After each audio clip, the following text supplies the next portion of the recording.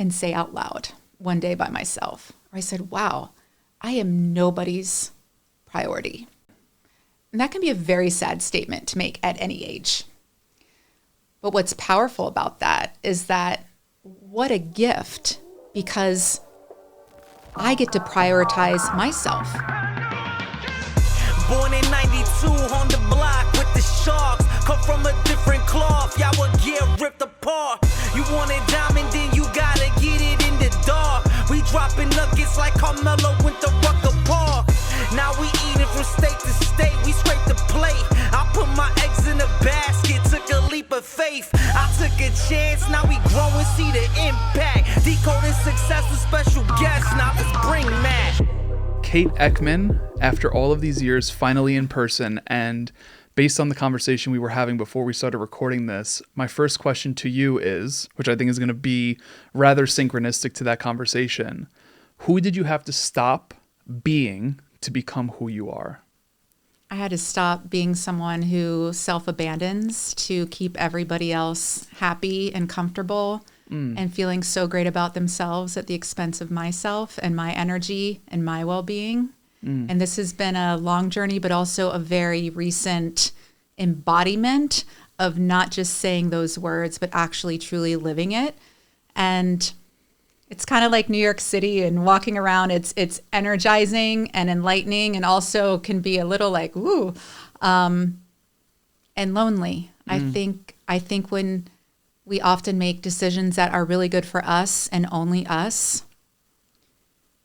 it can be quite lonely. But in that loneliness, there's liberation, and there's that love that we have for ourselves, which everyone talks about, the self-love. But, and I did for years, but I think if we're honest with ourselves, there isn't really that self-love. I think it's performing to get love, if we're honest with ourselves. When did you learn to self-abandon? Like, what was the first time, if you looked back on your life, that you could say now, that's when I started to self-abandon?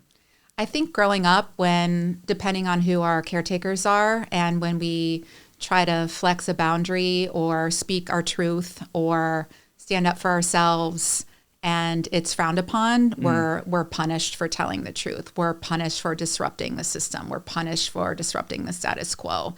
I think we learn very quickly, like, without knowing that's what we're doing, we self-abandon so that we can get love from mom, or dad is proud of us, or we keep the peace with a sibling, or we do well in school, or, make sure we're well liked by others. And so, take me to a moment you did that. Who knows? I'm sure I was probably one or two where I don't remember that exact moment, but I think our body knows and remembers, and our body lets us know, like, hey, it's not safe to speak the truth. It's not safe to go against dysfunction. It's not safe to go against rules and regulations. You better stay in line. And if you're a little girl, you are told quite often, at least I was, you need to be nice. It's like, that man's looking at me in a really creepy way. Oh, be nice. No, he's not. That person makes me feel really uncomfortable. Oh, be nice. You're telling people, like, hey, I don't want this, and some people it's traumatizing and it's abuse. And other times it's just like, why is that man so creepy? And your instincts know, and kids are so intuitive, right? Intuitive. And I think that gets, kind of beat out of us, because it's like, you need to get along and you need to be nice. How did you overcome the invalidation of someone telling you that essentially you were wrong, right? Like, hey, this guy's looking at me, it feels a little weird. Like, no, just be nice. Like, that's such an invalidation of what it is that you felt in that moment, regardless of age, right? Like, that's a hard thing to overcome. What did you do personally to start overcoming that? This is the $1 million question, and it feels like a huge theme and quest in my life is overcoming my feelings being invalidated by family, by friends, by partners, by society, by colleagues. And it's so hurtful that we do this to one another, and for what? But This has been such a huge, it's just the fact that you're bringing this up, and this, of all the things we can talk about, this is what we're talking about. Because then, you talk about where you learn something, because then you start invalidating yourself. So it's bad enough when everybody else is invalidating you, but then when you're invalidating your own feelings, you're gaslighting yourself, you're questioning your sanity, you're questioning, like, am I just a jerk? Am I being too sensitive? Am I too much? Am I not enough? And then we don't even really question it any further. We just accept that as the truth and go about our lives catering to everybody else. You're even getting me lost in such a deep thought, because it's actually heartbreaking. And this is not a story that I share alone. I feel like in some ways this is almost everybody's story. Someone's story that this is not is Serena and Venus Williams, because I saw that documentary. I guess it wasn't even a documentary, just the movie King Richard, where their parent, their dad, spoke over them. You're going to be the greatest tennis player to ever live. You're going to win these world championships. You're going to not accept this $2 million Reebok deal. You're going to hold out, and they're going to offer you double or triple, or lose the deal altogether, because you're going to win this tournament despite being unranked, playing the number one player. So my hope and wish for every child is to have a parent or a coach or somebody speak that over them, because then you see that the product and the outcome. Not that Serena and Venus didn't work exceptionally hard, because they did, but when that's spoken over them and the result that they got, versus where you see the latter, where it's just give up. Why even think that? No one's going to do that. You can't do that. And I think that actually has been fuel for some other people, because you hear those success stories for too, sure, where they are told that, or they grew up in deplorable conditions and they've gone on to be the champion. They've gone on to be the, huge success, but at what cost? I feel like I can't even think of one who didn't have some horrible pitfall, like drug addiction, suicide, bad relationships. So it plays a huge role. And regardless of what other people do, the importance of, validating our own feelings and our own thoughts. It's funny because I was just reading Allen Iverson, the former 76er basketball player. I don't know if it was a memoir or a biography, autobiography. I don't know what it was, but it was written by him. It was great. And very similar to what you're sharing about the Williams sisters, his mother also told him, you are going to be a great basketball player. In fact, he actually didn't like hearing that, because he wanted to be a great football player. But it was spoken to him, and look what he went on to do. MVP of the league, so on and so forth. And it's just such a difference, right? But if you were to put it into like steps as to what Kate Eckman has done to start trusting that what she feels is legit, like what would those steps be? I mean, there's the steps, and I even wrote a 10-step system in my book, The Full Spirit Workout. And so there's many different answers I could give to this. What comes to mind is the most profound thing, and sadly, often we learn the greatest lessons through our greatest heartaches and traumas and tragedies. And so even a few years ago, I would have answered through, these steps getting from losing two loved ones to suicide. And that's certainly been a part of the journey. And it was a few years ago, I was in a very tumultuous relationship with someone. And when it ended and it all kind of blew up in my face, and I sat there in my home in Laguna Beach, and I just asked myself out loud, how did we get here? How did someone like me end up in a relationship like this with someone of this character? Because it didn't add up or make any sense. And, God, spirit, universe, whatever you want to call it, higher power, showed me. And it feels bad they're not bad people and they're not bad parents, but I just have to be honest, because you're asking the question, and spirit showed me my parents. And it's that I was in a situation like this because of how I was raised and how I was treated and what I thought I deserved, or because even just saying it, I'm like, it doesn't make any sense. But that was such a profound moment of not shaming or blaming anyone, including myself, or including that person, including my parents, but really just getting so clear on, wow, we've got a lot to unpack here.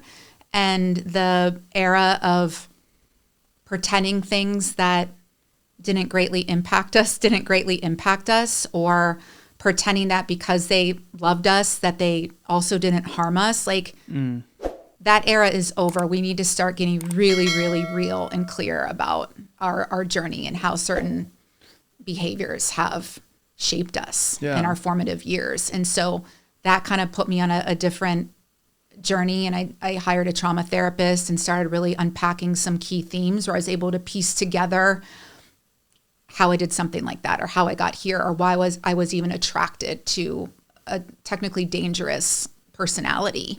And it was heartbreaking, and it's been really, really hard. But as someone who's now on the other side of it, and not on the other side of it of like, now I'm world famous and I'm a billionaire and I'm the cover of Forbes and all of that. But on the other side of it, all of that is on the inside. Like I'm the billionaire success on the inside because of this work that I've undertaken. And I feel like with anything, or people are like, how'd you do this? From now until forever, I feel like no one's ever going to want to hear my answer, because it involves like going into like a deep, dark cave by myself, doing this work alone, spending a lot of time, energy, money, taking time off of work to heal wounds that some people will never do in lifetimes.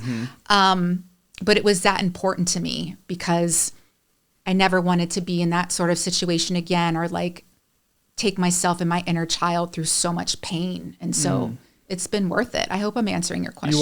You are. I mean, a couple things that are interesting is, you know, one is, you know, you're telling me like, hey, this doesn't make any sense.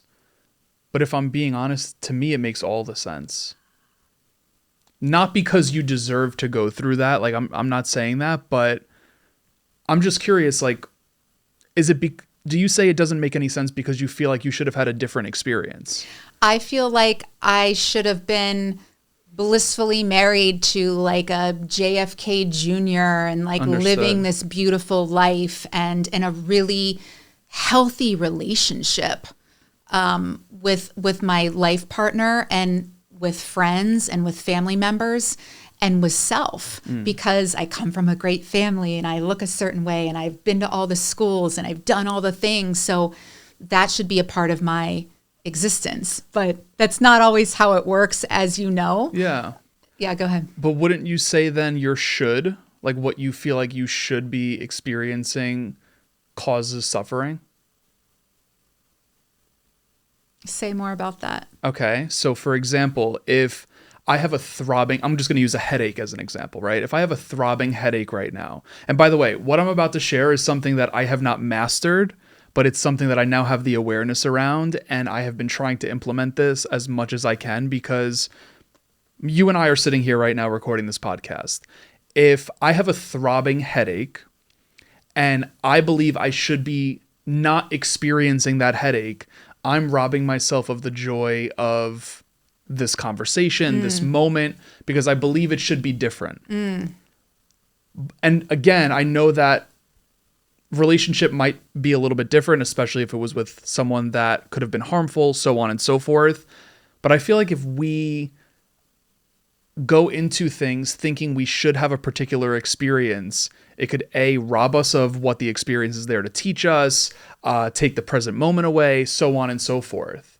So going back to the question, like, do you feel like your expectation, your dream, whatever, took away from not even just this, but like maybe even the mindset of like, hey, this doesn't make any sense?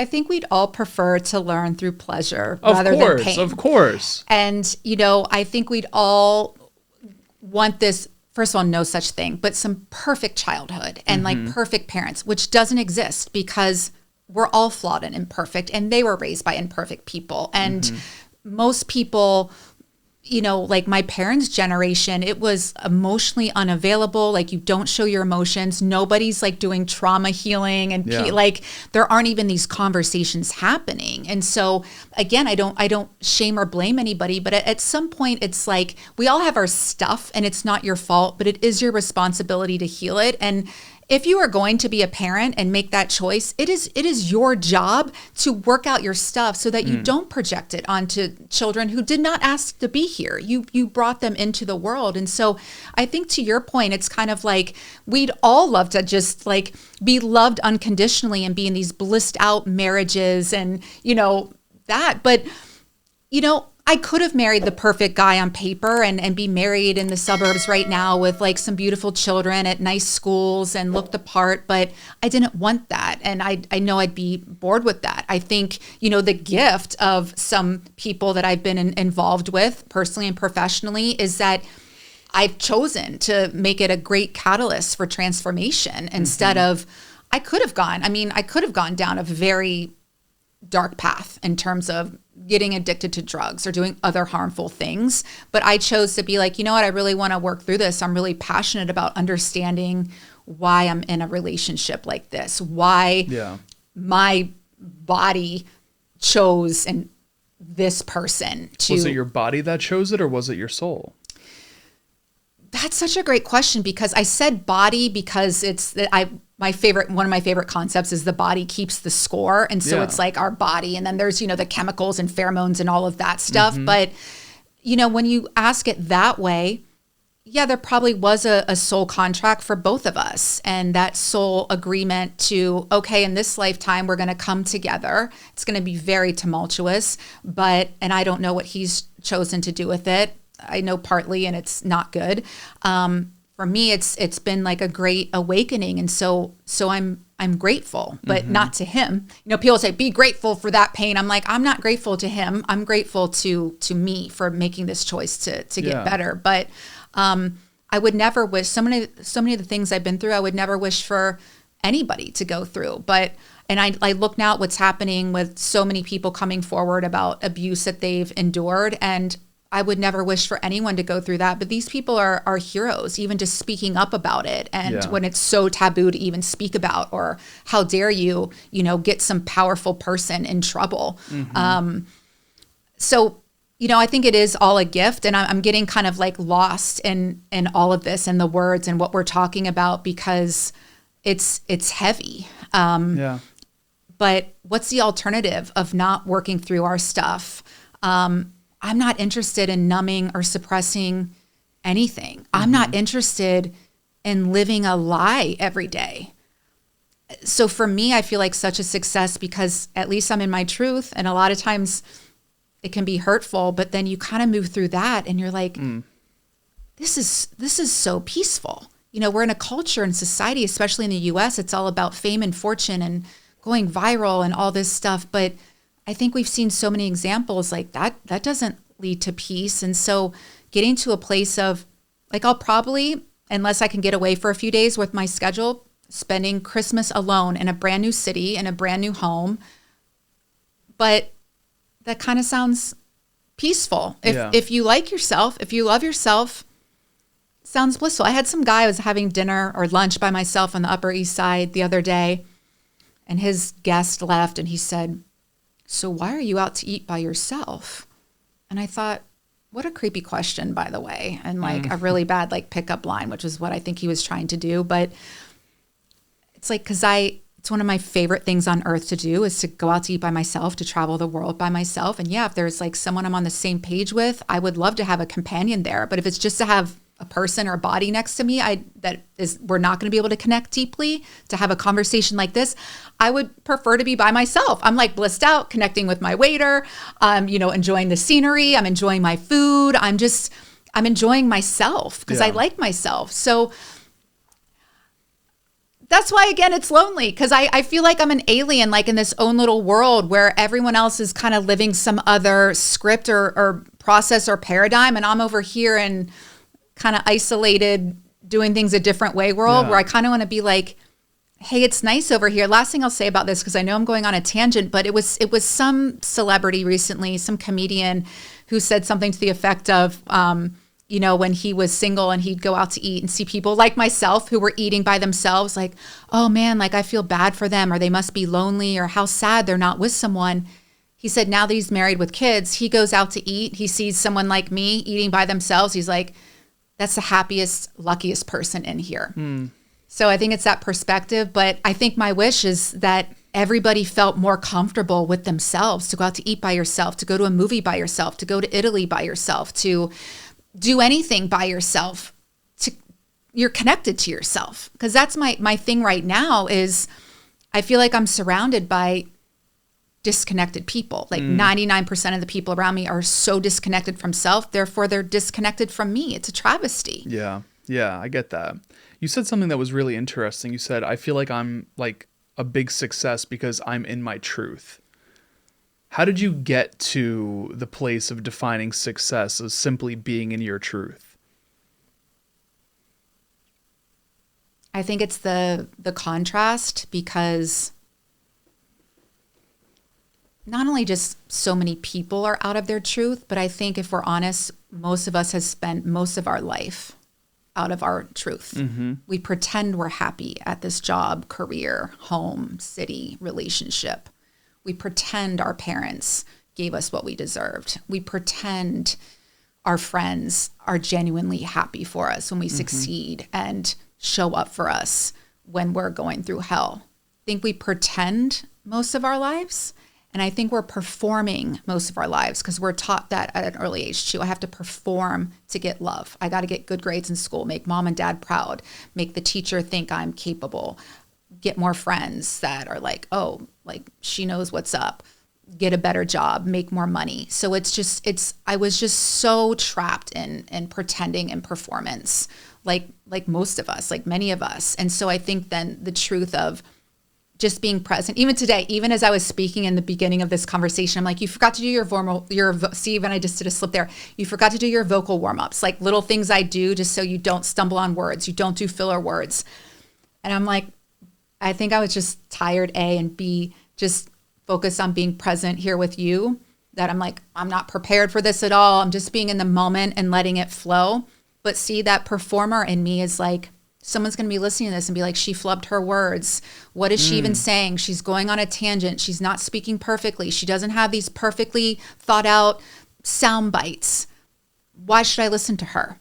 So I'm just giving you a thought process of what goes on in my brain, and that our truth and like letting this be enough, showing up. What is greater than showing up and being present? I've interviewed all the celebrities, the movie stars, the politicians, some of the best perfect sound bites in the world. But I'm like, are they even here? They're like not even really here. They're performing a role. I mean, that's what they do for a living ultimately. So it's just being human. I think for me, the truth is being in our humanity.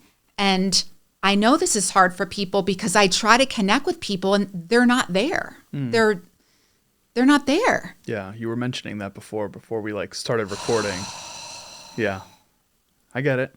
But I think it's a beautiful thing that I actually think it's a great thing that you didn't do that vocal warm up, because you didn't need to do it, right? You're still here and you're still like recording this episode without having to do that. So I think that's powerful. I just invite people to even think about that concept or what I'm saying and let themselves off the hook a bit more and just ponder what connecting with self even means and why that's so scary. Or I can even hear the kind of like, well, must be nice. I've got work, I've got kids, I've got this, I've got that. Who has time for that? But it's like, what else is there if we don't have that relationship with ourselves? We don't feel comfortable to be alone. We don't feel comfortable to ask these deeper questions. We don't feel comfortable to be like, am I even happy? What is happy? And so many people are coming to mind as I'm having this conversation. I think a big thing for me, speaking of truth, is not wanting more for people than they want for themselves. And I love the role of cheerleader. And I even had a colleague from grad school reach out recently and just say, it meant so much to me. I like sobbed actually getting this message, but it was something to the effect of, you know, we graduated 20 years ago, and I'm paraphrasing, but something to the effect of, it makes me cry. Because it was from a man, and men, when you guys express your feelings, it touches me deeply.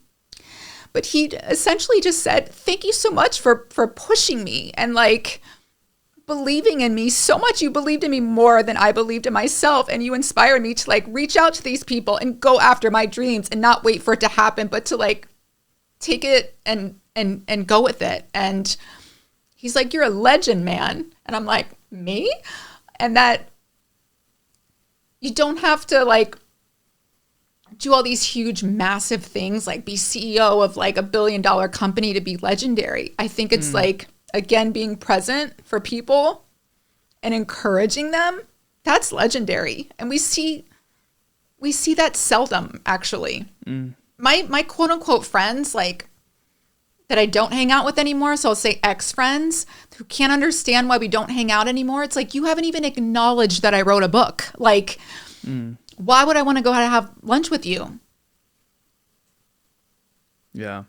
I went through hell and back, you know, some of it, and you never even asked me how I'm doing. I've like relocated back and forth across the country several times, and there's no like, that sounds like a lot. Like, are you okay? Can I take you to dinner? Like, how are you doing? And I do that now. If you don't ask me how I'm doing, I'm not answering any of your logistical questions. Like, what are you doing for work? Can you hook me up with your agent? Where are you living? What are you doing?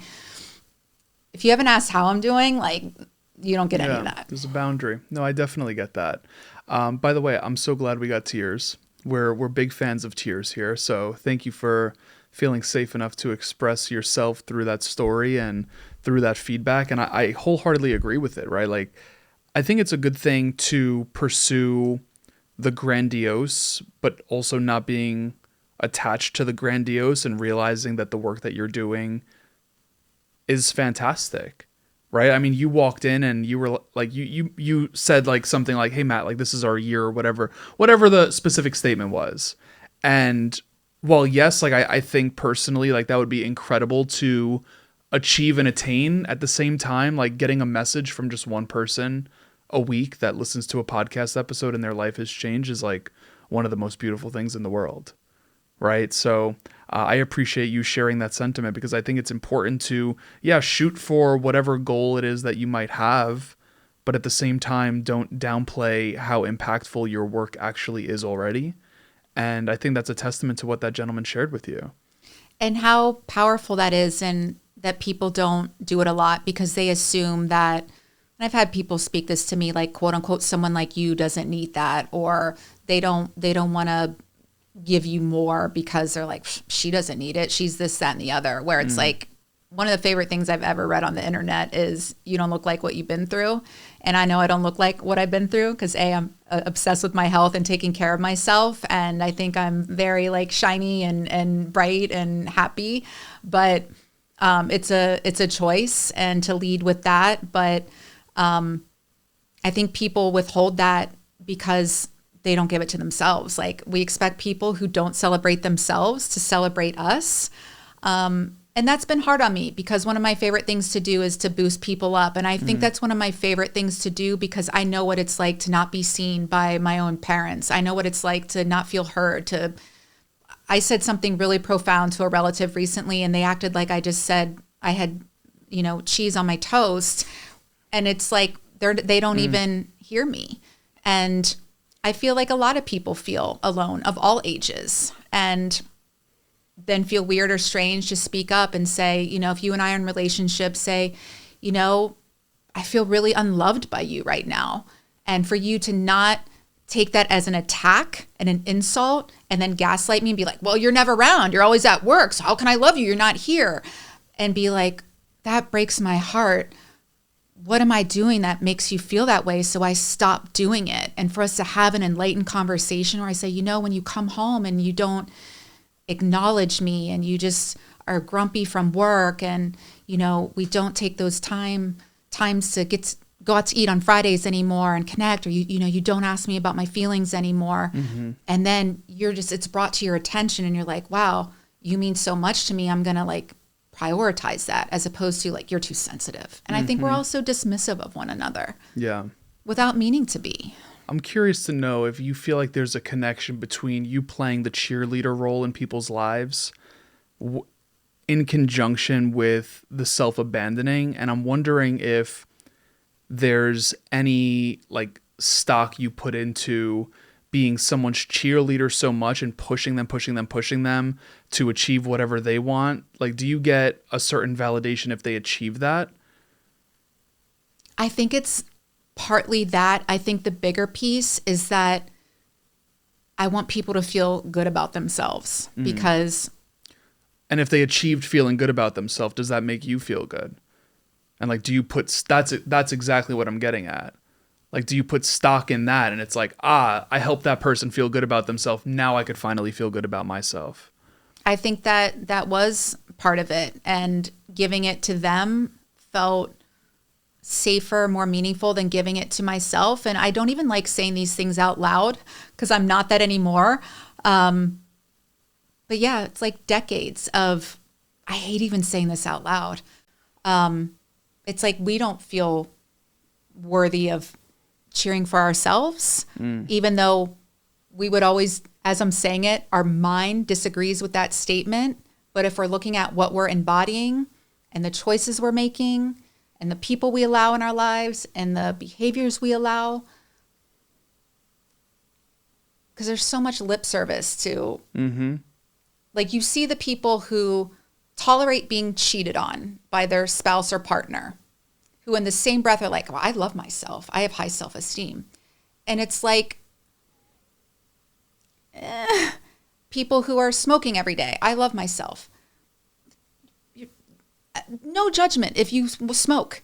You're literally killing yourself. Like you've known since you were probably 10 that it's like you're putting poison and chemicals and you're like, yeah. So yeah. But yeah, I think it was safer to cheer for others, and I invested more in others. And I think then when I feel like, okay, my turn for some people to invest in me, it felt a little colder, and that was missing. And a revelation I had these past couple of years, and this was a sad thing to accept and say out loud one day by myself, where I said, wow, I am nobody's priority. And that can be a very sad statement to make at any age. But what's powerful about that is that what a gift, because I get to prioritize myself. Where if I'm in this blissed out marriage where so-and-so, I'm his greatest love and priority, I think that's rare in itself. But then I'm like, oh, then I can just get it from him. I don't need to prioritize myself. So I think the good news is when God, Spirit, Universe strips everything and everyone out of your life for a period of time, and you are the only one prioritizing yourself, you are the only one coming to save you, you are the only one that's going to care for you in a meaningful way, then you get to do that. Yeah. And then from there, you become the person who only attracts the best of the best, and everybody else, clears out.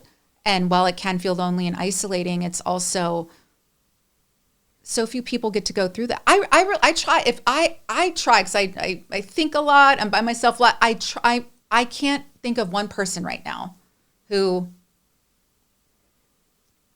has really done or doing what I'm doing in terms of that. And it's not a fun, special club to be in, but because I don't know anyone who spends this much time alone, or if they do, they're like pissed about it. And this is just a season. I know this isn't forever, but they're pissed about it, or they don't make and I was that person too, you overeat or you drink or you do other harmful things, or you hang out with the wrong people because you're like, well, I'd rather do that than just be by myself. So I think I'm seeing more of a trend of that now, where people are finally embracing that solo time to really get healthy. Yeah. Solo time's important. That is so important. I think especially being in New York, I think the winter helps you embrace solo time by force to a particular extent, right? Because there's less to do in New York in the winter. And I know there's probably people listening to this from wherever, and maybe you're not in New York or a cold location, but I've definitely been more isolated over the last couple of weeks because of just the temperature. Yeah. You can't hang out outside. You can't go to a cafe and sit outside anymore. And if you can, God bless, you are in a much better position to deal with the cold than I am. But that solo time is really important. I'm glad that you embrace it the way that you do and you have that mindset. What do you not like about Like, let's say you were alone and maybe alone, like you're at a cafe and there's other people there, but you don't have much dialogue, or you're sitting with your thoughts. Why do you think so many people reject or repel sitting quietly by themselves? It's uncomfortable. Why is it uncomfortable? Well, first of all, I think that we are just in a time of overstimulation anyway. So the fact that we have access to this, and then if you don't have access to this in a moment, it's like, wait, you kind of feel like stripped naked, and it's like, I'm not used to this, right? Yeah, I mean, I could tell you from my experience, I can't speak for everyone, that I have found alone time in the past, not necessarily now, but I have found it uncomfortable just because I always felt like I needed to be doing something. Like I needed to be making progress. In fact, there's actually a woman that she popped up on my Instagram a couple times over the past, I don't know, 2 or 3 weeks, where she is recording herself doing absolutely nothing for, I think it's like 30 minutes or 60 minutes. No phone, it's recording her. No reading, no nothing. Just like being by herself and like totally doing nothing. Because it's one thing to be alone and doing something like reading or watching a show or working. Yeah, like that's still stimulation. It's a totally different thing when you're deprived of the stimulation, which is why I loved flotation therapy, sensory deprivation, like really stripping yourself of that. But I think you can build the muscle of feeling more comfortable with yourself. And I think that's what more people do need to do. I need to continue building that muscle, but it seems like you're doing it. And I don't want to say like, oh, people aren't doing that, because like people are. But what I'm saying is and people are uncomfortable because I think. Hey, everyone, pausing this episode to share something with you. In a world of hyper competitiveness, I think the best quote that I can share with you is that there is no one in the world youer than you, and that is truer than true, which is exactly why I wanted to share with you today about Brand Builders Group. It's an organization I've been working with over the last few months. It is absolutely incredible, and today I am sharing with you the opportunity to hop on a free brand call with a brand strategist to help you break through the wall of obscurity. We are in a hyper competitive space at the moment, whether it be on social or with your podcast or with your blog or with your books or getting on stage. No matter what your endeavor is, this is an opportunity for you to hop on a free strategy call with someone from the team to be able to help you navigate the waters of making sure that you are breaking through the wall and taking advantage of all of the opportunities that you most definitely deserve. Again, there is no one in the world youer than you. So no matter what the problem is that you solve, there might be other people that are out there that also solve the same problem, but there is a strategy that can be placed into your initiatives that will help you break through that wall with speed. So I want to share this with you. It is freebrandcall.com/Matt Labrie. That is going to be in the show notes of this episode, whether you're tuned in from audio or through YouTube, whatever it is, freebrandcall.com/Matt Labrie. Stuff comes up. Like, you know, you can, especially for me, it's the evenings, especially in now, like the sun isn't out that much, or it's cold and it's gray. And so it brings up these feelings. Like you think about that hurt from the past, you think about all of these things. And so people would rather do anything, and then how that makes you feel and what that means about you and blah, blah, blah. Like we create stories and jump to conclusions and what it means about our worth and all this stuff. So it's like, let me overwork, let me overeat, let me overshop, let me get on TikTok for 5 hours or whatever it is, but sit here and think about the fact that, ooh, why am I thinking about that person from 5 years ago who did this and did that and he never got his, and ooh, my mom said this, and you know it. So people are like, oh, this is terrible. But what if you work through all that, heal that, hire some professionals, and then you sit by yourself, and it's kind of like, this is blissed out. And this isn't just about sitting by ourselves. It's about becoming the person who's so comfortable with doing that then you have so much to offer a partner in love, in friendship, in business, in family. And you get married just for love. You partner in business because you have this mission and you have the same values, and you're going to achieve this goal and help all these people or whatever, rather than I'm doing this because I don't want to feel like shit about myself or what I've been through. Yeah. Yeah. Do you think everyone's meant to heal? What a fucking question. My first answer is yes, of course, absolutely. And I want so badly, and like my brother just came to mind. I want so badly to just stop there and that be the end of my answer. I think, and I believe in past lives and many lifetimes. I think in some lifetimes, maybe you're not. Maybe you're meant to, if you can't see, I'm doing a flat line, which again, what is flat line? You're dead. So how symbolic. Wow, this is just getting so much deeper because I just think people, they're not living. They're going through the motions and they've accepted flatlining. And it's been a lot of work because of people I care about and you want the best for them. But to, again, release, it's hard, especially when like kids are involved, or it's hard watching people, anybody, but especially people you love and care about, make bad decisions. And people with so much potential not live it, or like drug it away or deny it away. Or this is one of my greatest pains. This is something I think about a lot, and something I also have to consciously release and let people be who they are, and try to lead by example. But even then, when people are like, wow, you like look so great, or da-da-da, what are you doing? And it's like, nobody wants to hear that I'm doing trauma healing, or, releasing all these pleasures and like being very, very disciplined. Like who wants to, but we all know that. And so maybe, no, not everybody. I think everybody is, but maybe this is such a... I feel like I asked you this question the second time we recorded. This is your third time on the show. So I feel like this question came up. I've asked it to a few people, maybe less than 10 in 400 episodes of doing the show. But I always find it really interesting to hear people's responses, because do I think everyone has the ability to heal? Yes. Maybe not everyone has the resources, right? Maybe you don't have health insurance, you can't get therapy.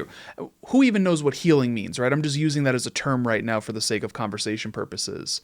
But I think everyone has the ability to do so, or at least pursue turning inward. I don't think everyone will. Not only I don't think everyone will, but even as you're saying it, because there's a lot of evil in the world. And so, I don't think people are born evil. Maybe some people would disagree with that. But so it's kind of like I'm changing my answer with you, where, it's interesting. I get downloads, especially when I think you're intuitive, because I get more downloads when I'm talking to other intuitives. And my intuition just showed me this moment in my American Studies class at Penn State undergrad, one of my favorite classes ever, one of my favorite professors ever. And we read the book Misery. And our exam at the end was, I forget the character's name, who like beat up the guy the whole time. And it was like, is she insane? Is she psychotic?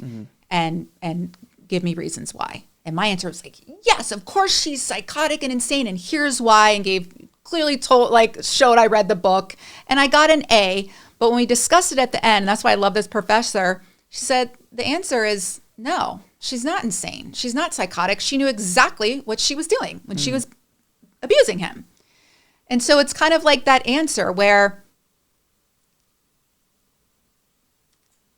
I don't know if you made the connection, but it's like my answer was like, yes, absolutely. And then it's like, okay, no. And that's how it is. Like, yes, everybody can and should heal, but it's like, no. And I just don't, I don't think greatness is meant for everybody. In this lifetime, maybe like you're playing a different role because of karma or whatever reason, and I don't like it. I hate that there's unhoused people on the streets. I don't think anybody should be unhoused. I hate that people have these addictions they can't overcome. I hate that children go to sleep starving. I mean, this is opening up like these are the things that I sit alone and think about while I'm enjoying lunch by myself on the Upper East Side. And yes, would it technically be more pleasurable to sit there and talk about the Yankees with you?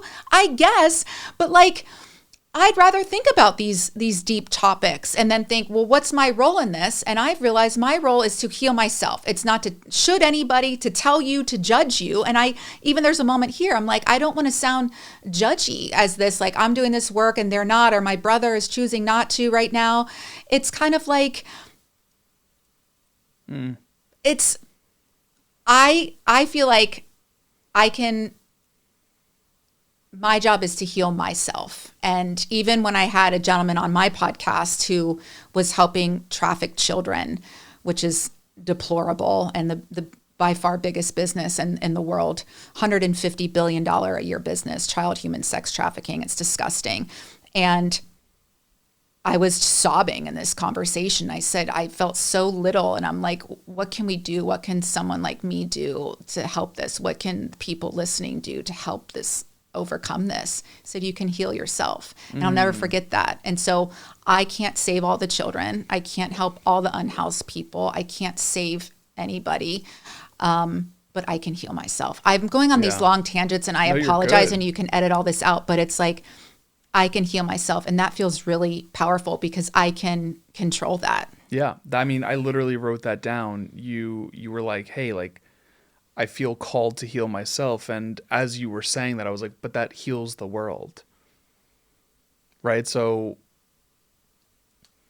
that's really what it does. You know, when we're maybe one cog in this massive wheel of life, but still it's like when everyone takes their responsibility, because it's our responsibility. It's not anyone else's, right? No one else could do it for us. No one could like do the deep, dark work that Kate's been doing. Like, that's a really courageous act, but you chose to do it, and that brightens up the world. So you're helping me connect a lot of dots right now, because again, I need more conversations like this. And I'd rather, if I can't have a conversation like this, I'd rather just not have one, candidly. And that's sad in its own right. But you're helping me connect the dots where it's making the work I'm doing so much more profound and the legacy that I want to have. And I think that's what's been painful too, is because, you know, when you're the black sheep, when you're this, and people like when you're the generational curse breaker and you're healing the ancestral trauma, not only does anyone, there's no party, there's no graduation party, there's no birthday party or like wedding celebration that other people, you know, other things that people celebrate.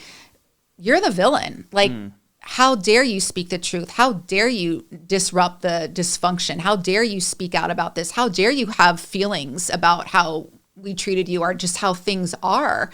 And so not only you're not, it's a big thing to take on, because you're not getting any of the celebration. In fact, you're getting like, you're the bad guy.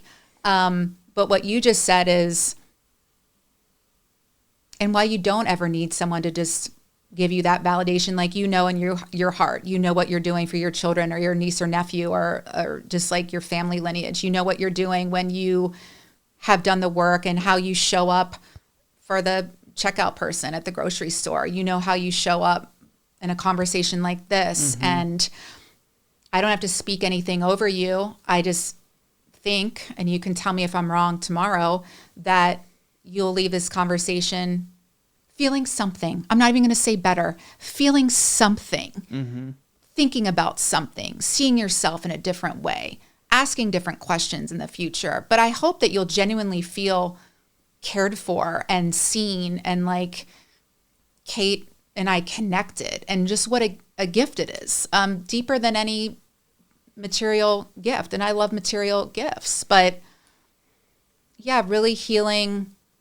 It's how then we are able to show up for other people, where it's kind of like, it's that Harry Met Sally thing where I'm like, I'll have what she's having. I don't know what it is about this woman, but I feel better in her presence. And I think that's the kind of gift I want to leave. Or she was lovely, or she asked me something I haven't thought about, or because of her, Like what Ian wrote me, because of you, I went on and did ABC. Because 20 years ago, I don't remember the comment. I don't remember what it was like, how I showed up. 20 years ago, I said something that he said changed his life. Yeah. Yeah, it's a beautiful thing.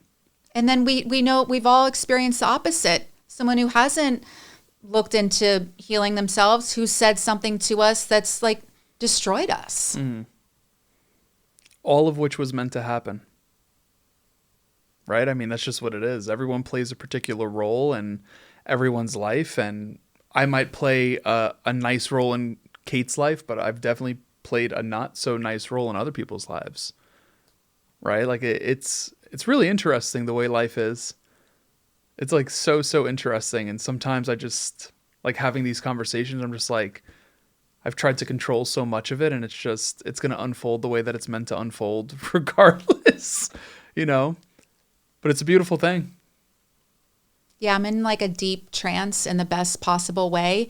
And something that I'm noticing is like judgments coming up. I'm judging myself a little bit because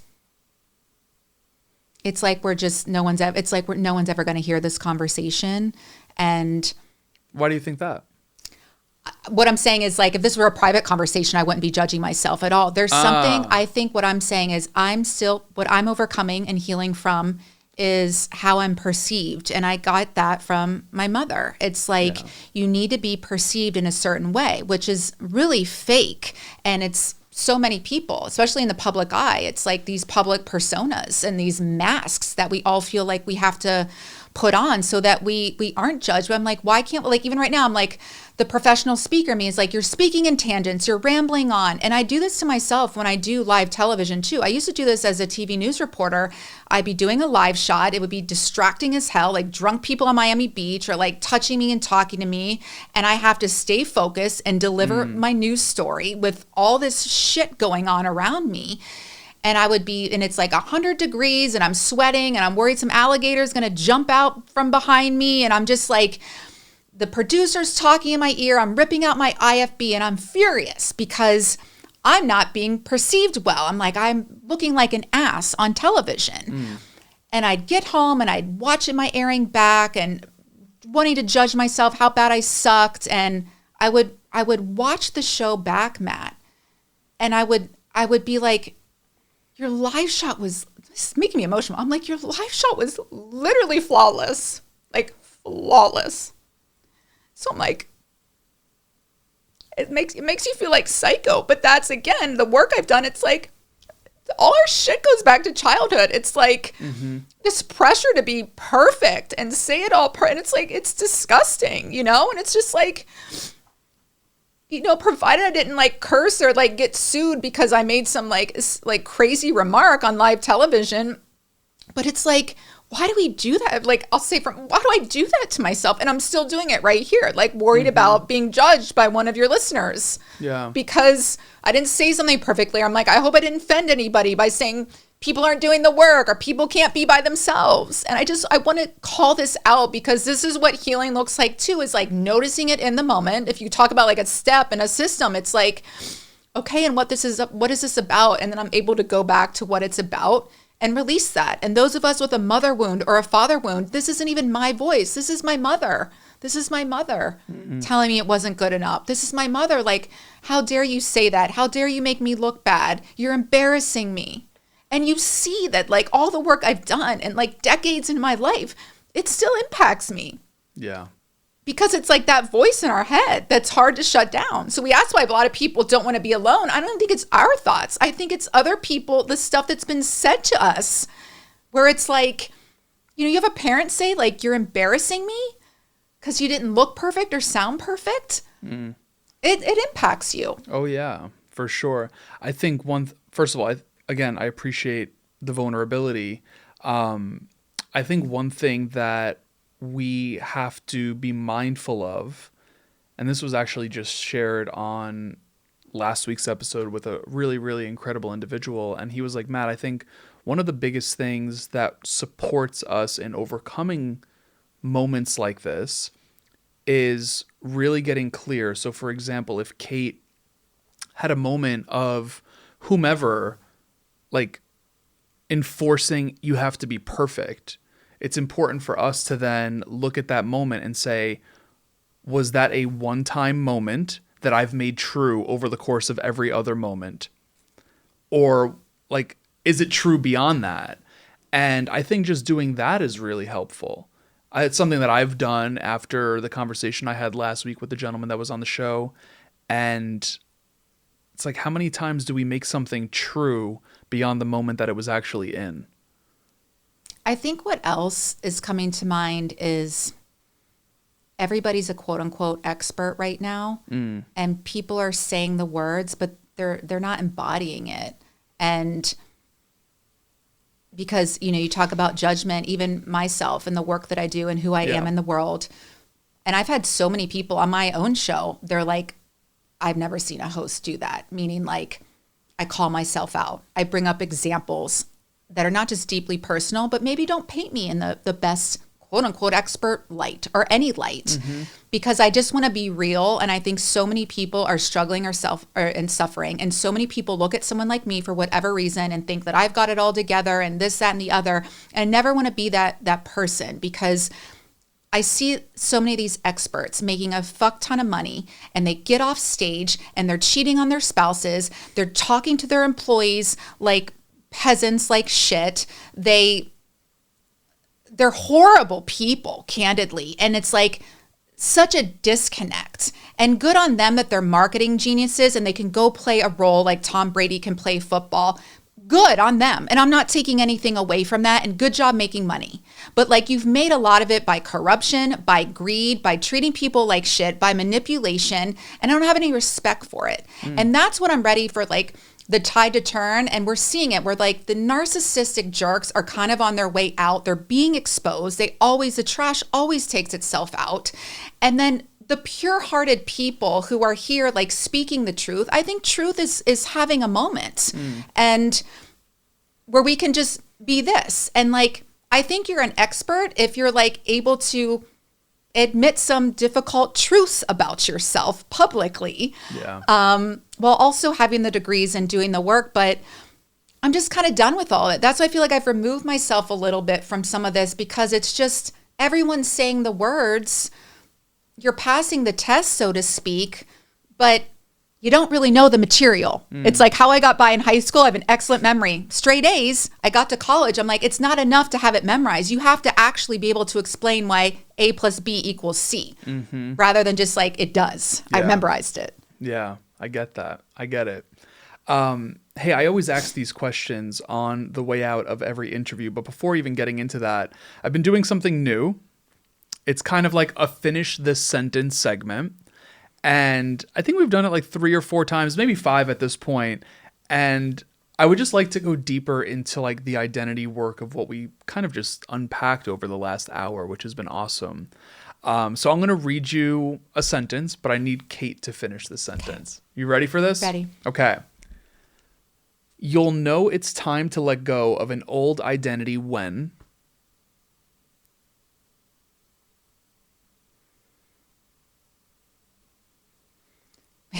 Sorry, you're getting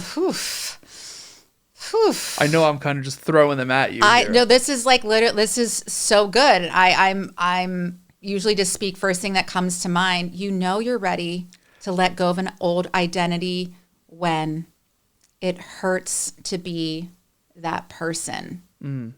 Were you hurt when you were, or are you still hurt when that perfectionism or whatever comes up, the self-abandonment, all of those things that you seem to be evolving out of? Yeah, it's, you know, you're ready to let go of that when you respect yourself too much to tolerate that behavior pattern. Wow. Yeah. I love that. Yeah, I think it comes... I mean, I don't even know like what I would answer to that. It was just, I was like prepping for this and I was like, I feel like I have seen... So just for context, maybe I should have stated this earlier, but in preparation for this, one of the things I did was just listen to our 2 other episodes. And listening to them both, I was like, just from those two, I was like, wow, Kate has evolved, right? From that first episode to that second episode. And in preparation for this one, I was like, well, Kate's evolved even more. And there's obviously like evolution of identity. And clearly after this conversation, it's very evident you've done a lot of work to enhance that that evolution, right? So I was just curious, how do we know when it's time to like leave this old identity, right? Yeah, and we don't recognize ourselves anymore. It's like we feel, again, it's that deep where I'm like, I don't deserve to be treated this way. Or it's just, I think it's recognized, it's like that pattern recognition, and it's their dysfunction and chaos is not my dysfunction and chaos. Their self-loathing is not my self-loathing. I think a lot of us are in codependent and meshed relationships of all kinds, and we don't know where they stop and we start, or we've had so much put on us that we don't even know who the real us is. Yeah. And that takes some time to figure out. Yeah. Yeah. But what a worthy use of our time.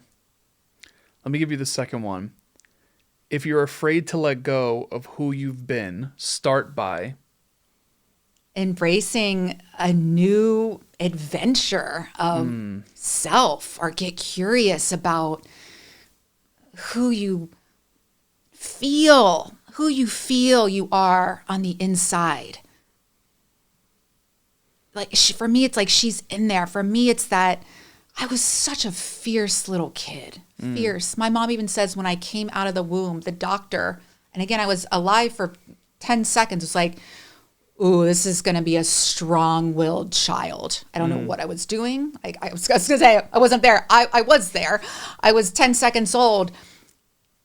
That fierce inner girl, that like 8-year-old swimmer who was undefeated, who didn't wear goggles and all that disgusting chlorine, who was just, that girl fucking rocks. It's like, what would she say? She'd be like, do you know who you are? Like, and then I'm kind of like, oh, I don't want to let you down. Like, shit. Yeah. And then, it's having compassion for these past versions. This came up too, because I don't know why people do this. It's very psychological, Matt. People from my past I'll even be thinking of, and they will text me out of the blue. And some of them, and a cousin too, they're sending me old pictures of us or pictures of myself where I look at the picture, I'm like, I don't even recognize myself, whether it's 3 years ago or 30 years ago. And I'm like, it's interesting. They're sending me this. It's almost like they feel kind of a disconnect, or Kate's a completely different person. Let me send her a version that I remember or that I'm comfortable with.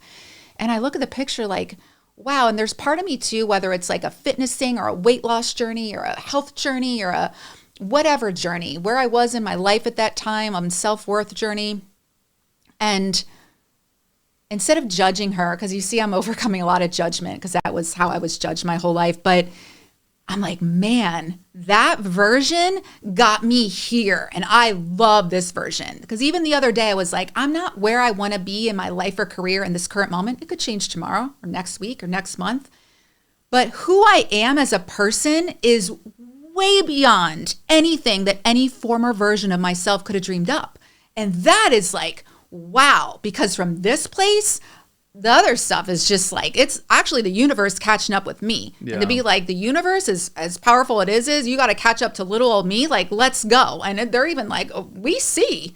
We're just like, we're going to take you this path, but now you're on this path. Like, girl, slow down. I'm like, I'm not slowing down. And I've gone really slow to go really fast. But you see how excited I am about it, because like, I'm so grateful for that woman who did X, Y, and Z. Like, God love her. And I have so much compassion for her. And like, she fought, and it wasn't always pretty. In fact, it was ugly most of the time, but like, she got me here to this version that I fucking love. Yeah. Yeah. And I think that's the thing that we need to I think we can try to rush to go from version to version without thanking Yes. who we were. Yes. Because it is who we actually still are, right? I mean, yes. it's And I still a part love of those us. versions. And I'm Yeah. even thinking of, because I didn't know you when you were like 8 or playing baseball, whatever you were doing, or when Yeah. you did some dumb thing 5 years ago, or whatever it was, or maybe you were a jerk to a woman. I'll be like, Matt, that wasn't cool. Like, you're better than that. But it's like, we love those versions. Yeah. We love those versions. And you might have had fun in that version, right? Like whatever it was. Like I look back, the gentleman that my friend Sabino, who is so gracious of letting us use his studio, like when he met me, I was a complete jerk. Like I was just so hurt. Like I like just spewed it, but I had so much fun in those years of my life. So I look back. Am I proud of the fact that I hurt people and did what? No, I'm not. But I had a lot of fucking fun. Thanks for saying that, because I think of some things I'm like, yeah, I mean, I was the bona fide life of the party. And I'm like, how cool. I'm not that anymore. And I'm still fun, but you're right. I did like those. Thank you for saying that. I had a lot of fun. That's just a part of your life, right? Who you were, like. And it's a rite of passage, right? Yeah. It's a rite of passage. Yeah. You needed to be that person at that moment, right? That's what it Yeah. is. That's what it is. I have one more of these finish the sentence, and I'm going to ask you a couple more questions. We'll let people know where to find you and whatnot. If your worth has been tied to achievement, a helpful reframe is...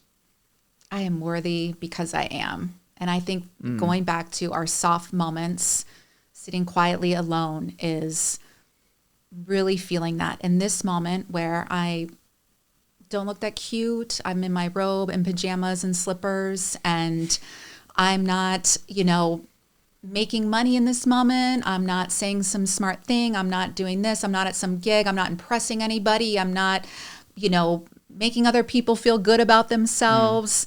It's like, I am so worthy of this moment of peace and reflection. I'm worthy of this home. And I think it's that I am because I am. And again, that's something we pay lip service to, but really that is a practice. When you can feel sexy, like looking like that, when you can feel, and redefining sexy, when you can feel great about yourself, because this has been my journey recently. Yeah. It's like God is like, we're taking it all away. The whole thing is here.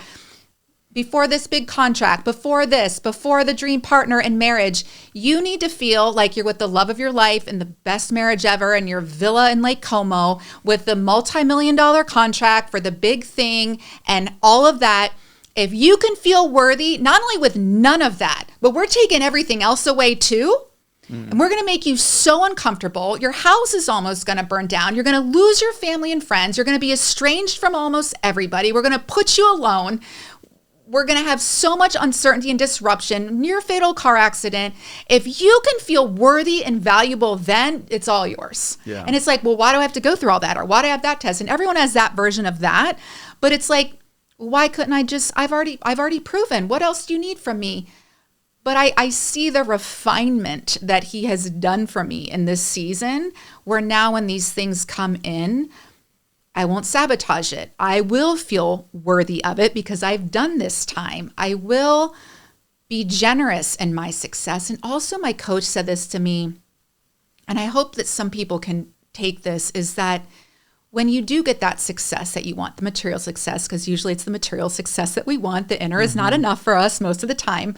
The success will be yours. It won't be because of your husband or your wife or this contact or this person hooked you up or helped you. It will be because you have become the vessel who can receive it and keep it and do good with it. Does that make sense? It makes a ton of sense. It makes a ton of sense. I love that. It's a good addition to this episode, so I appreciate you sharing.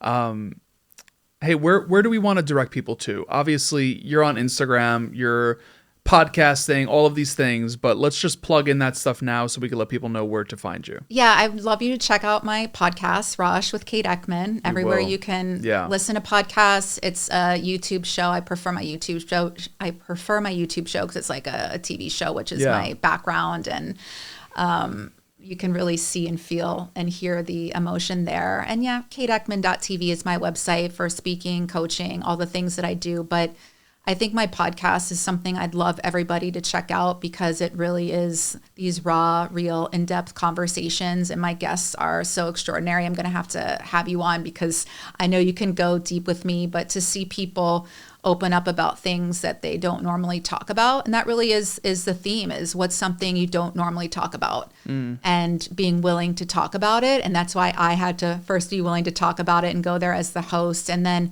really dive in deep, because I think that our stories really heal not just us, but other people, and we can see each other in the mess, if you will, but also in the wisdom that comes from all of our trials and tribulations. I love that. We will make sure that Raw-ish and kateeckman.tv are in the show notes and the description of this episode. But I have two last questions for you.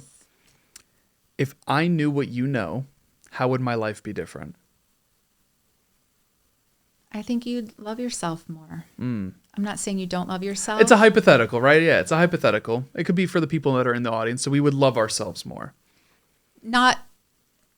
You'd love yourself more in terms of you would see your innate worth because you didn't give up, because you didn't sell out, because you kept growing through the shit, if you will, which made you that much more beautiful. And I think you would sparkle even brighter. Yeah. I know it sounds so simple, but you would just love yourself more. And I want everyone to just how you take that, but because like I love you. And I think sometimes it makes me emotional. We hear that from people and we don't receive it. And I talked to one of my guests about that, about some world leaders and just all this shit going on. And I asked him, do you think some of these figures would be able to even receive my love? Because love is my superpower. Even on like scientific assessments, my greatest strength is love. People are like, wow, that's so beautiful. And I'm like, is it? Because it's been kind of painful, because I haven't had anyone besides animals and kids like really be able to match it. So it's lonely. But I love and feel everything so deeply. So it's like, I just want people to be able to, love themselves more so that they can receive love. And then from there, make much better decisions. And depending on your role in the world, that impacts so many people. And I just feel like we're surrounded by these outwardly powerful people who are so self-loathing. And so, well, I don't even like a lot of them. I wish I could, and that's what I'm working towards, being in conversation like this. I don't know if they'd receive it, or they might think I'm weird, but something tells me I think they would love to feel my love, but I don't know if they could receive it. Yogi Cameron on my show, he thinks that they could. These people who are wreaking havoc on our world. So that's what I just want to offer everybody. And I think you're touching a point that not only have people been able to match my depth of love, but I don't think they've been able to receive it either. And that makes me sad. Yeah, I could tell. You've given us a lot here to unpack, but I would be really curious to know the answer to this last question. If Kate makes it to whatever year she wants to make it to, she gets people to receive love or whatever it is you want to do, you accomplish. But when we think of Kate, we could only remember Kate for one last piece of advice. What is that advice? Tell the truth. Why is it tell the truth? Okay. Boldly. Okay. Why? First, you have to know your truth and then tell it. That's freedom.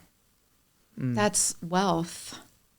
I just heard the truth said without kindness is violence. So get to a place of healing where you can tell the truth without it coming across kind of violent. Like sometimes we say things to people that is very true, but very hurtful. So I think it's our delivery. But I think telling our stories truthfully, not glazing over the dark parts, not trying to make ourselves look better or pretending something didn't happen or didn't bother us. So I think this all again sounds so simple, but even as I'm looking at you, for instance, let's say we had a terrible time and you went and picked up your dog at your mom's house. Your mom said, "Hey, how'd it go with Kate?" And you weren't ready to like tell her or even admit or acknowledge or embrace that like maybe it went horribly. So you're like, "Oh, it was great. Yeah, Kate's great. Great interview." But really you're like, "Man, she was so mean to me." Again, I'm making this up, but I think I'm giving a silly example, but I think just starting to get really comfortable with uncomfortable truths about ourselves and others and start speaking that. And then like by doing that, you start to then, you'll hear truths like, okay, this is my truth. So what am I going to do about it now? And then telling yourself the truth about that. Yeah. So I think I'd like to be remembered as someone who, got us all, like a wellness legacy, but wellness and truth and that's my podcast, like wellness through truth and storytelling. Yeah. I love that. Kate, this has been amazing. Thank you for round 3 together. This has been so fun, so deep. We are going to make sure that everyone is directed to Rawish, the website, your socials, all of that good stuff. But thank you so much for this opportunity. It's been incredible. Thank you. And I see your growth and evolution. I mean, you were so extraordinary first time out of the gate, but just to see, and I think more importantly, feel your evolution. And just when I met you in person today and just feel your rawness, your realness, your authenticity is so refreshing. Because again, I feel it all in my body and I'm like, oh, he feels like good and safe and real. There is no pretending. There is no performing. It very much is what you see is what you get. So I appreciate the journey that you're on and that you don't just speak the words, but you truly embody them. And that's such a gift for me and for everybody. So I can see why you've been so successful and congratulations. I appreciate it, Kate. Thank you.